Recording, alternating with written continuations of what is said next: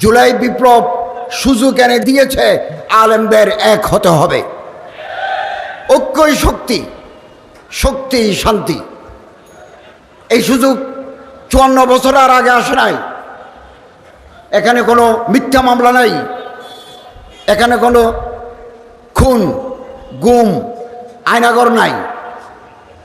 আমরা একজন মানুষকে গুম করি নাই, আমরা ক্রস ফায়ার দিয়ে কিলিং আউটসাইড দি জুডিশিয়ারি আমরা করি নাই। আমরা স্বচ্ছতার সাথে রাষ্ট্র পরিচালনা করেছি। এটা এক বিশাল সুযোগ এনে দিয়েছে আলেম ওলামা যারা আদর্শকে পছন্দ করে তারা একসাথে আসার একটা বিশাল সুযোগ আগামী দিনে তৈরি হয়েছে। এই সুযোগ যদি হাতছাড়া হয়ে যায় আগামী 50 বছর আপনাদের পস্তাতে হবে। ত্যাগ স্বীকার করুন। এই ঐক্য পাকিস্তান হওয়ার পরে 1947 সনের পরে আলেম ওলামারা এক হয়েছেন 56 সনে।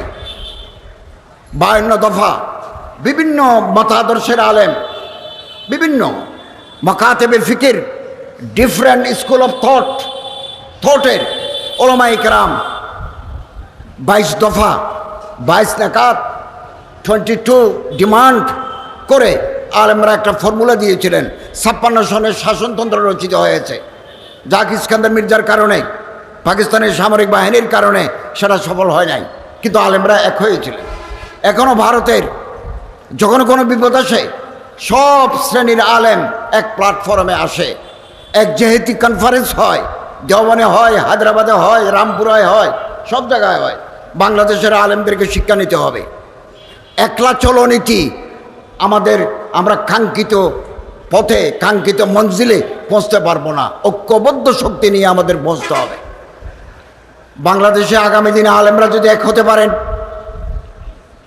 আমরা যারা হাম ফিকির, হাম মকসদ, হাম মশরফ, হাম দিল, হাম খেয়াল, একই চিন্তা চেতনার মানুষরা যদি আমরা এক জায়গায় মিলিত হতে পারি, নতুন প্রবাদ সূচিত হবে, নতুন ইতিহাস রচিত হবে আগামী দিনে।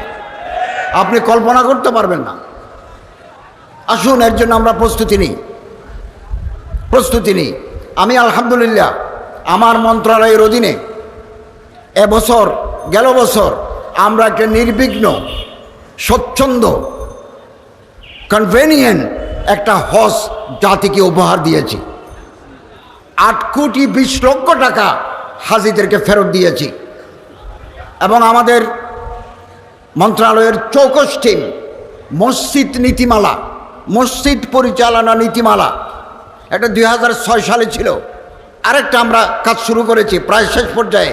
আমরা বড় বড় আলেম, ইমাম, বিভিন্ন সংগঠনের নেতৃবৃন্দকে ডাকবো, তাদের সাথে মত বিনিময় করে আমরা একটা গ্যাজেট তৈরি করে দেব।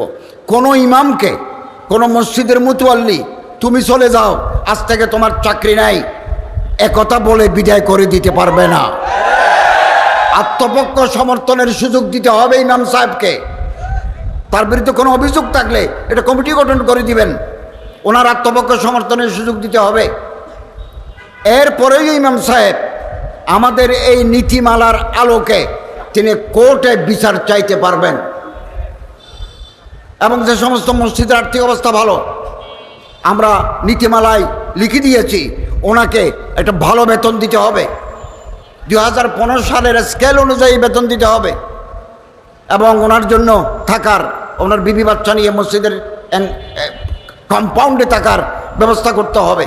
এবং ওনাকে 2 ঈদে 2টা বোনাস দেওয়ার, আর্থিক যদি অবস্থা ভালো থাকে দিতে হবে। এরকম নীতিমালা আমরা করে যাচ্ছি। আমরা মনে করি বাংলাদেশের ইতিহাসে এটা মাইল ফলক হয়ে থাকবে।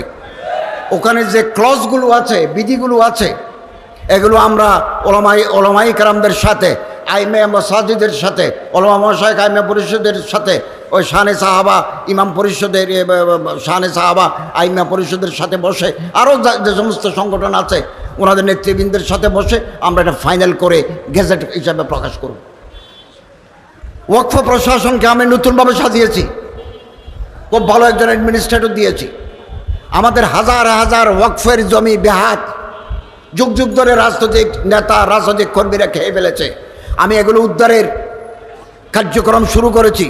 নওগাঁয় 52 বিঘা জমি ইতিমধ্যে আমরা উদ্ধার করে নিয়ে এসেছি, আরও কিছু উদ্ধার করব। এরপর আমি যাচ্ছি কিশোরগঞ্জ, ব্রাহ্মণবাড়িয়া, সিলেট, সুনামগঞ্জ, চট্টগ্রাম, ওখানে যে সমস্ত ওয়াকফের জমি দুর্বৃত্তরা দখল করে নিয়েছে, এগুলো উদ্ধার করে আবার ওয়াকফের কাছে ফেরত আসার জন্য আমরা কার্যক্রম হাতে নিয়েছি। আপনাদের সহযোগিতা করা দরকার। জনগণের কাছে আমাদের যেতে হবে, আপনাদের যেতে হবে। জনগণ প্রার্থী নির্বাচন করতে ভুল করে না। একটা কথা মনে রাখবেন, আমাদের ওয়াজ শুনে, আমাদের পানি পড়া নেয়, আমাদের কাছ থেকে তাবিজ নেয়, কিন্তু ভোট অনেক সময় আমাদের দিতে চায় না। কেন দিতে চায় না? আমাদেরকে পাবলিক ওরিয়েন্টেড, জনসম্পৃক্ততা থাকতে হবে। জনগণের সুখ, জনগণের দুঃখ, জনগণের আশা, জনগণের আকাঙ্ক্ষার সাথে আমাদের একাত্ম ঘোষণা করতে হবে। এখনো হাতে সময় আছে। আসুন আমরা পাবলিকের সাথে মিশে যাই। এদেশের কৃষক, এদেশের শ্রমিক, এদেশের জেলে, এদেশের তাঁতি, এদেশের রিক্সা চালক, এদেশের দিনমজুর, ক্ষেত মজুরের সাথে আমাদের বন্ধুত্ব করতে হবে। তাহলে আমরা এই দেশের চেহারা পাল্টাতে পারব। একজন আলেমকে মন্ত্রী বানাই, দুইজন আলেমকে পার্লামেন্টে পাঠাই, এই দেশে আদর্শিক রাষ্ট্র করা সম্ভব নয়। বিপুল সংখ্যক পার্লামেন্টে মেম্বার লাগবে। 5-10 জন আলেম যদি মন্ত্রী পরিষদে থাকে, তাহলে যে কোনো ডিসিশন হবে কোরআন এবং হাদিস ভিত্তিক। 1-2 পাঠিয়ে কিছু হবে না। ওনার আশেপাশে তো লোক নাই। আমি সব সময় বলি, আলেমদের মধ্যে একটা গ্রুপ থাকা দরকার, যারা স্পেশালাইজড আলেম, ভালো মুফতি, ভালো মুহাদ্দিস, ভালো মুতাকাল্লিম, ভালো মুফাসসির, ভালো বক্তা, ভালো লেখক, ভালো অনুবাদক, ভালো পার্লামেন্টারিয়ান, ভালো সংসদ সদস্য আমরা যদি পাঠাতে পারি, চেহারা পাল্টে যাবে। সচিবালয়ের ভিতরে কয়জন আলেম সচিব আছে? আমার যখন একজন এডিশনাল সেক্রেটারি লাগে, একজন জয়েন্ট সেক্রেটারি লাগে, একজন ডিএস লাগে, ডিপটি সেক্রেটারি লাগে, ডানে বামে সামনে পিছনে কেউ নাই। ওই বিগত 16-17 বছরে যারা রিক্রুট, তারাই তো। আমি মানুষ পাবো কই? আমাদের মানুষ তৈরি করতে হবে। আগামী দিনে রাষ্ট্র পরিচালনার জন্য নতুন সচিব, নতুন ডিসি, নতুন ইউনো হওয়ার জন্য আপনারা তৈরি থাকুন। কেবল জিন্দাবাদ দিলে হবে না, গরম গরম বক্তৃতা করলে হবে না, পরিকল্পনা মাফিক এগিয়ে আসতে হবে, যাতে বাংলাদেশ একটা আদর্শিক রাষ্ট্রে পরিণত হতে পারে। এবং আমরা সবসময় লক্ষ্য করেছি, বাংলাদেশে ধর্মকে নিয়ে কটূক্তি করা, ব্যঙ্গোক্তি করা একটা ফ্যাশনে পরিণত হয়েছে। কিছুদিন পর পর তারা মাথা ছাড়া দিয়ে ওঠে। আলহামদুলিল্লাহ, দেশের তৌহিদি জনতা এই কটূক্তির বিরুদ্ধে সবসময় প্রতিবাদ মুখর হয়েছে। বাংলাদেশে আইন আছে, যে কোনো ধর্মের বিরুদ্ধে, ধর্মীয় নেতার বিরুদ্ধে কোনো আপত্তিকর মন্তব্য, কোনো কটূক্তি যদি করে, তাহলে বিদ্যমান আইনে তার সাজা হবে। আমাদের দেশে কিছু লোক ফেসবুকে এগুলো লিখে ধর্মীয় উন্মাদনা তৈরি করার জন্য। আমাদের সচেতন থাকতে হবে। বাংলাদেশ আবহমান কাল ধরে সাম্প্রদায়িক সম্প্রীতির দেশ। এখানে পূজা এবং ঈদ, রোজা একসাথে চলেছে এই দেশে। মুসলমানরা মসজিদে যায়, হিন্দুরা মন্দিরে যায়, বৌদ্ধরা পেগোড়ায় যায়, খ্রিস্টানরা চার্চে যায়। কোনো ধরনের কোনো সংঘাত নাই। বিদেশ থেকে বহু লোক, বহু সাংবাদিক, বহু এজেন্সি, গভর্নমেন্টের লোকেরা আমার সাথে কথা বলেছে। আমি তাদেরকে 100% নিশ্চয়তার সাথে বলেছি, আমাদের এই দেশে প্রতিটি নাগরিকের ধর্ম পালনের অধিকার আছে। যে যে ধর্ম হোক, ধর্ম পালনের অধিকার আছে।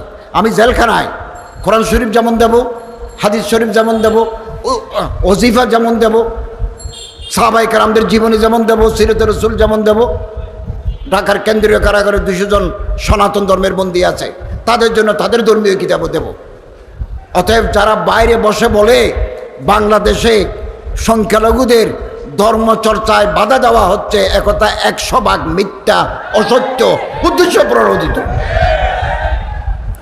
প্রণোদিত। এটা বাইরে এরকম একটা মিথ্যা প্রপাগান্ডা চালাচ্ছে।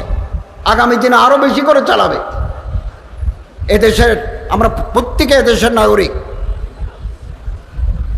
জ্ঞান চর্চার ব্যবসা বাণিজ্য করার, ধর্মচর্চা করার অধিকার প্রত্যেকের সমান। সুন্দর বাংলাদেশ, সুন্দর দেশ আমাদের। এই দেশে আজকে আমার খুব ভালো লাগছে যে আমাদের চিফ অ্যাডভাইজার, প্রধান উপদেষ্টা মহোদয় ফেব্রুয়ারি মাসে নির্বাচনের ঘোষণা দিয়েছেন। গত বছর 8ই আগস্ট যখন আমরা দায়িত্ব নিই, তখন দেশে সরকার ছিল না, পার্লামেন্ট ছিল না। হাইকোর্ট বলেছে এটা অন্তর্বর্তীকালীন সরকার দিয়ে দেশ চালাতে হবে, তারাই আগামীদের নির্বাচন দিয়ে নির্বাচিত প্রতিনিধিদের হাতে ক্ষমতা হস্তান্তর করবে। বহু সংকট, বহু বিপদ, বহু শঙ্কা আমরা অতিক্রম করেছি, আলহামদুলিল্লাহ।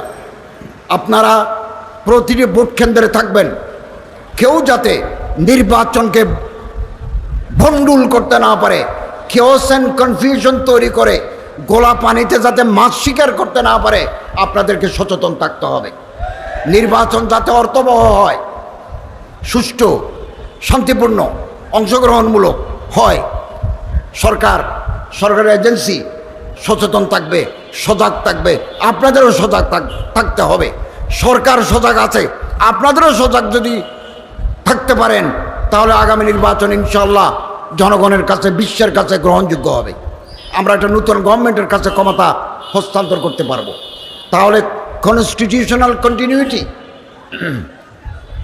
সাংবিধানিক ধারাবাহিকতা চলবে। ধারাবাহিকতা দিয়ে আমরা অগ্রসর হব। এদেশ আমাদের সবার, আমরা এদেশকে মহব্বত করি।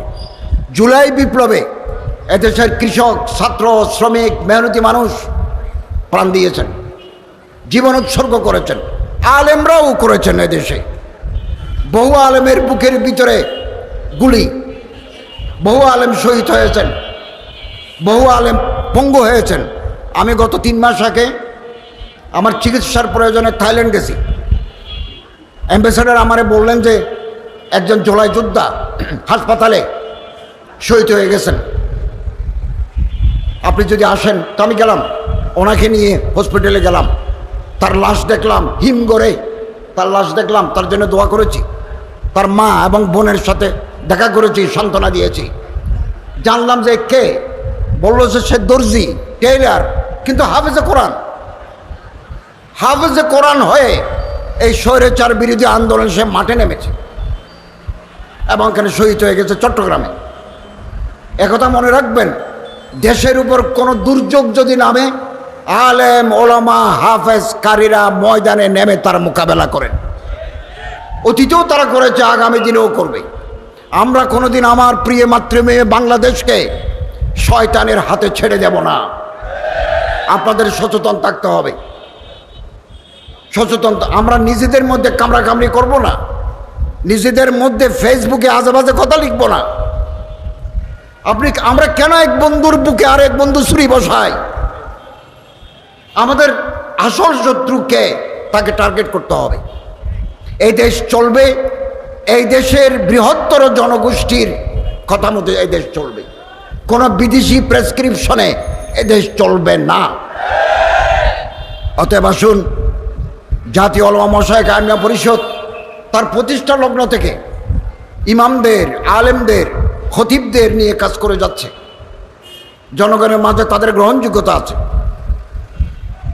এবং মুফতি আবরার সাহেব এবং হজরত মৌলানা আল্লামা নুরুল হুদা ফয়জি সাহেব এর নেতৃত্বে তারা সারা বাংলাদেশের গ্রামে গঞ্জে কাজ করে যাচ্ছে।